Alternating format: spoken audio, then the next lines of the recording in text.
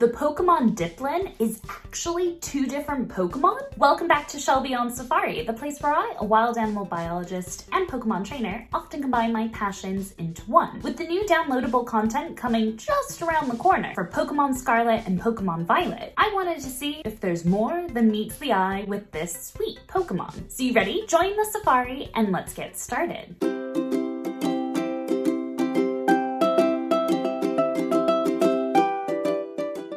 Applin, a new evolution of Applin that is a grass and dragon type. We will first be able to get one in the upcoming downloadable content, The Hidden Treasure of Area 0, Part 1, the Teal Mask. But something is different about this Pokemon. It appears that Dipplin is not just an apple and an Applin, but that the head sticking out seems to belong to one creature, whereas the tail seems to belong to another. It appears that both creatures seem to help each other out from within their shared apple. This seems to be an example of mutualism, a type of symbiotic relationship where all species involved benefit from their interactions. Yet to look at the real-life Pokemon biology, let's first take a look at Applin. Applin is quite special. It's both the lightest and the shortest dragon-type Pokemon. According to the Pokedex entries, as soon as an Applin is born, it will burrow itself into an apple. This is useful. Not only is it a food source to help it mature, but also protect it from bird Pokemon that could be potential predators. And it seems there's an interesting dynamic between Applin and its apple, for Applin's body fluids seem to keep the apple from rotting. Ultimately, Applin's evolution is dependent upon which apple it is exposed to.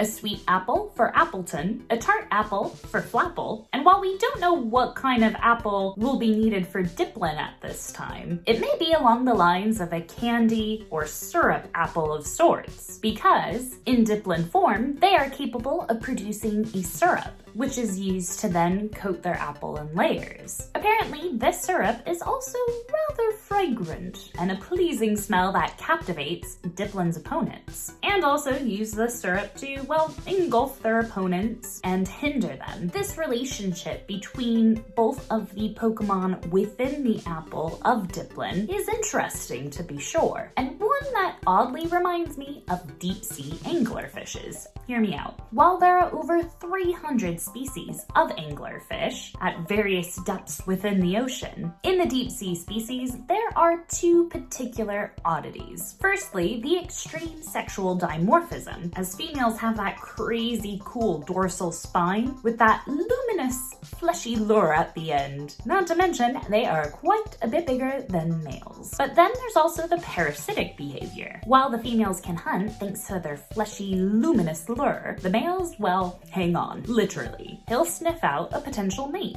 and then when he finds her, he'll just latch on with his sharp little teeth and hang on for the rest of their lives. The parasitism comes into play because when the male latches on to the female, in some species, he'll slowly actually fuse to her, literally hanging alongside of her as she moves through the water. The oddities don't stop there. Once he's fused to her, this relationship is almost pretty much one-sided. He relies on his host, or his female partner, for nutrition. Even his bloodstream eventually connects with hers, and since he no longer relies on his eyes, he loses the ability to use them. This ultimately makes me wonder about Dipplin. Is this a case of extreme sexual dimorphism and even a hint of some form of symbiosis? Now, the parasitism might be a bit extreme because it looks like both Pokemon within the apple have a part to play, whether expelling the syrup to entrap opponents or helping with transportation and bobbing along. Either way, I'm looking forward to the downloadable content coming on September 13th to keep our adventures in Scarlet and Violet going. Speaking of which, to keep your adventure going here, why not check out the rest of my Pokemon animal comparison videos right here to keep your adventure going before we head back to the Paldea region.